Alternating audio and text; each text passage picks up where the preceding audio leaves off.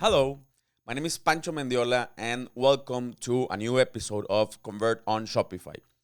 Like I said in the previous episode, all of these first ones are going to be focused on, paving the road for what's to come. There's a lot of concepts, not only in e-commerce, but in all the platforms that we use around e-commerce. Let's say Shopify, email marketing platforms such as Klaviyo, Convert with A/B testing. There's a lot of platforms that are involved day-to-day operation in an online store, and each of these platforms uses, some of them are equal concepts across the board, but a lot of them use different concepts to refer to different stuff, right? So in these first episodes, I want to equalize that. I want to, we're gonna be, from now on, we're gonna be calling this concept this, or this definition that. So introduce you to all of the concepts that we're gonna be using in the future, because my idea is that once we get together with the experts, that we don't have to stop at every moment. By that, you mean this or that. I want to have like very, very fluent conversations with the experts so we can pick their brains as much as possible and not having to stop every time for these concepts, right? So today is not the exception, and this is going to be happening probably for the first 10 episodes or so, and then we're going to get geeky. We're gonna dive head into conversion rate optimization, to A/B testing, and essentially, how to make more with less in your Shopify store. So today we're gonna talk about conversion, and specifically conversion rate optimization. So conversion rate optimization, as you can probably tell, is some activities or key insights that you have so you can increase conversion on your store. Now, this might sound logic and easy, but actually conversion rate is one of the more complex KPIs or metrics that you can actually modify. So for example, if you take traffic and you say, okay, I want to increase traffic, it's a lot more straightforward. You can increase your ad spend, you can hire an influencer, you can do an affiliate program or a referral program. There's a bunch of ways, a little more straightforward. It's easier to measure when you're talking about a metric or a KPI such as traffic. Conversion rate is a little more sneaky because there's a bunch of factors that actually affect this metric. For example, you can say, okay, I'm gonna do some changes to my site, and maybe you do. But maybe at that same time, you switch something in your ad campaigns. You're getting the same traffic, but you're not getting the same quality of traffic. So maybe you're getting a lot of people that, I don't know, they thought they were going to find something in one of your ads, but when they click on your ads and then land on your store, they realize that that's not actually what they were looking for. They thought something else. So the content, the segment, the target affects, and essentially the quality of the traffic also affects this. So when they land in your store, regardless that you made changes or not, the information can be a little polluted, let's say. So with conversion rate, it's a little more complex to know what to do and to measure it. And this is where actually A/B testing comes to place. And today we're not going to discuss it. We're going to discuss that in the next episode. Today we're going to focus all on conversion.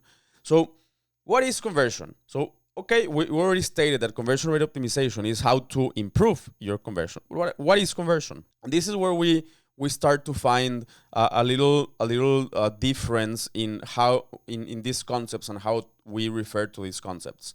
So, for example, for a Shopify merchant, conversion is how many people bought a product or placed an order, taking into account how many sessions there were created in your store. So the conversion rate for Shopify is a percentage of the number of orders with the number of sessions, not unique visitors, but sessions. This is probably, I think, an industry standard if you think about conversion in sales or purchases, right? But there's a lot of other conversions that are taking place before the main one, which is the actual purchase. There's a lot of them. For example, add to cart. So how many people or what percentage of people actually added to carts from all the sessions that were generated in your store. This could also be a conversion. So in this case, the people that actually added to a cart or that action is a conversion. You can also have conversions for clicking on something, for leaving the email account in your, like signing up for the newsletter,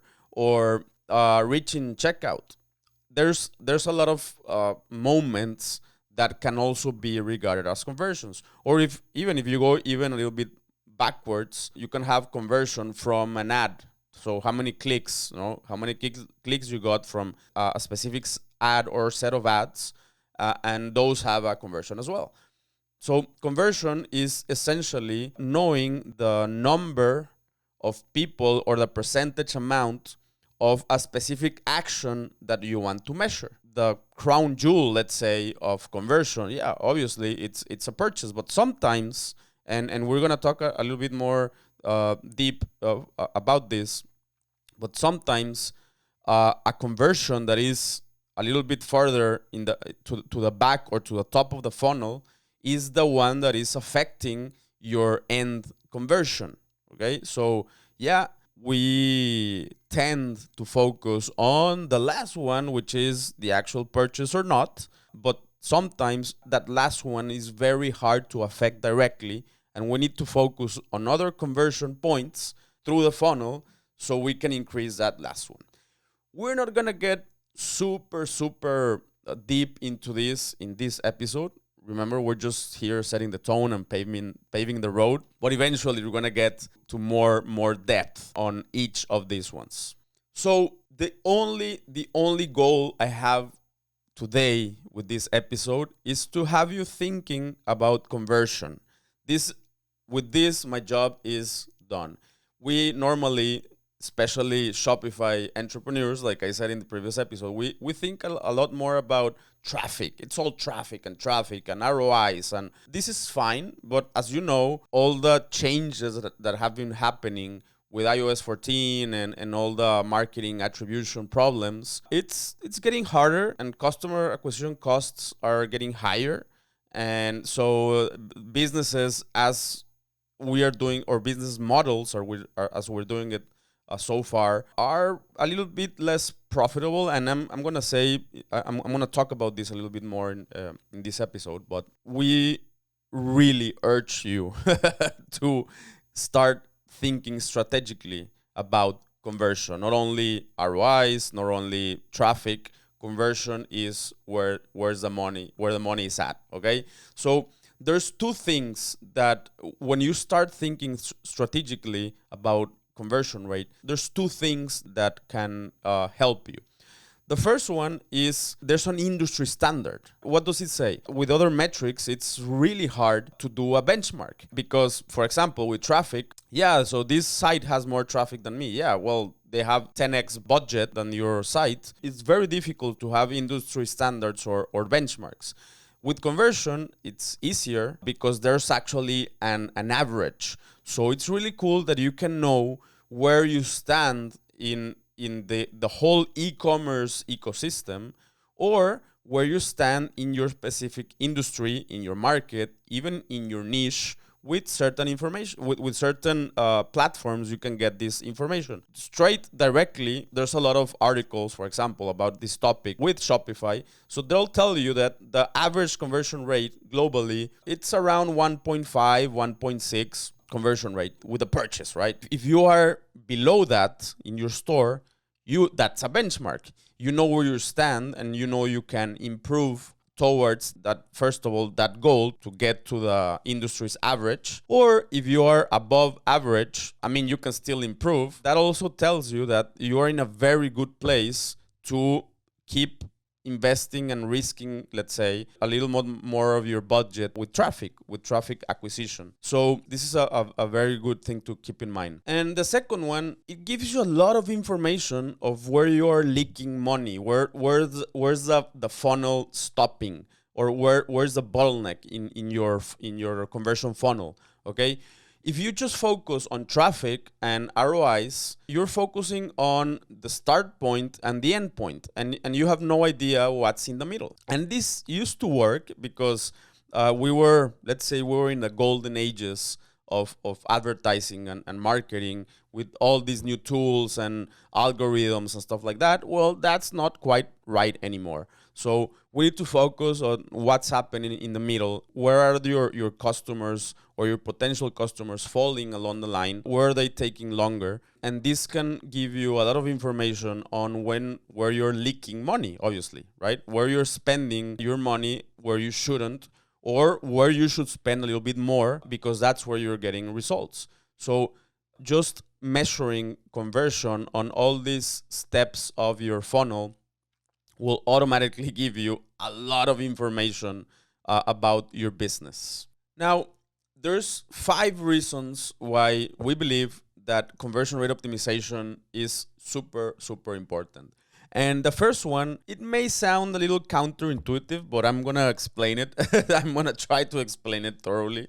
So you can actually increase your traffic to your store by improving your conversion rate. So again, we're talking about why conversion rate optimization is important. We already stated what measuring conversion rate and what types of or what moments you can measure with conversion rate. And obviously there's a lot more, but like I said, we're just gonna set the tone here. But the 5 reasons why conversion rate optimization is important. The first one is you can actually get more traffic. How does that work? If I said previously that we're focusing on conversion, not on traffic, well, this is a math problem. We can solve this with math. So let's say that you are below the industry standard. Let's say that you are at 1% conversion rate, just to keep the numbers rounded up, right? So this means that for every 100 sessions, 100 is 100 in Spanish. I'm sorry again for my very clear accent. So you have 1% conversion rate. That means that from every 100 sessions, okay, one session is converting into a purchase. So that means you need 100 people or 100 sessions, and that means 99 sessions will not get to conversion to a purchase order. Okay, so that's okay. Where's more traffic? So there's 2 ways to look at this.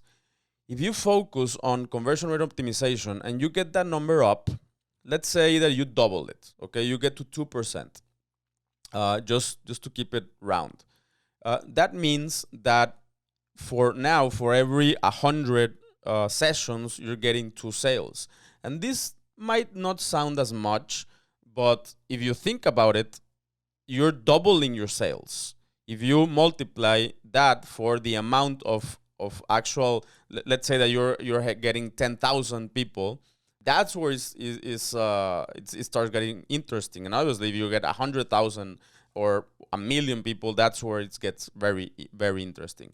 But what that really tells us is that you need less people to get to your revenue goals. So with less people, that means less ad spend or budget to get this traffic. So essentially, you're getting better traffic, you're getting more sales with less money. So what do you do with that extra money? Well, you can invest it in getting more traffic. So actually, having a good conversion rate or focusing on conversion rate optimization can free a lot of that budget to invest it again and get even more traffic. And that more traffic with better conversion rate will get you more revenue and more profit. And this is a very positive cycle. So conversion rate also can affect how much traffic you can actually bring into your store. And this is also very important. If, let's say, you are competing against a similar brand or within a niche, and everyone is focusing only on traffic, you can actually beat them with a better conversion rate optimization, because there's there's so much money that someone can spend on traffic before the company starts bleeding out. So even though I know that entrepreneurship and how things work, especially in America, where all of these brands are very, very aggressive with customer acquisition, there's a whole ecosystem that promotes that you spend a lot of money in customer acquisition or pay-per-click.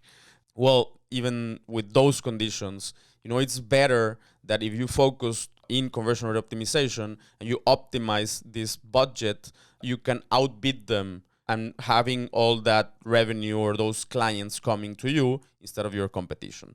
So that's reason number one. Reason number two, which for me is very important, you actually, by doing all this analysis and thinking very strategically, you can get to know your customers. You know how they behave. You can understand what they're lacking. So, for example, if you follow their conversion path, you can see where they stop. And for example, if they're not adding your product to your cart, this can mean a lot of different things. For example, maybe there's not enough information in your product page. Maybe you need to give them a little push in that moment with a coupon or a discount. I don't know. We're gonna talk a little bit further along the road about examples and hypotheses and how to create strategies. But here the important thing is that you can actually understand how they behave, why they behave like that, what they're lacking, and focusing on giving them more value along the way. And value for a customer ultimately translates into conversion and potentially loyalty as well. Okay, now number three is that you can lower your acquisition costs. And although it's obvious, I don't think a lot of people know like how much we're talking about. There's one of them, for example, there's a Harvard article that says that it can cost from 5 to 25 times more to acquire new customers than to retain existing customers. Okay, and in my experience, I don't have those numbers, but in my experience, at least it's 75% cheaper to retain a customer than to find a new one. So if we look at it the other way, it's 75% more expensive to acquire a new customer. And knowing that and still focusing all of our efforts and creativity and budget in only getting more and more traffic, it doesn't seem that smart. So we focus on conversion rate optimization. We can lower that huge amount of money and spend that budget, like we said before, a little more strategically. Number four is what I believe this whole podcast is about, or what it should be. If I'm getting a little bit out of line, you can send me an email or give me some comments. But we can make data-driven decisions. This is where the whole enchilada is, okay?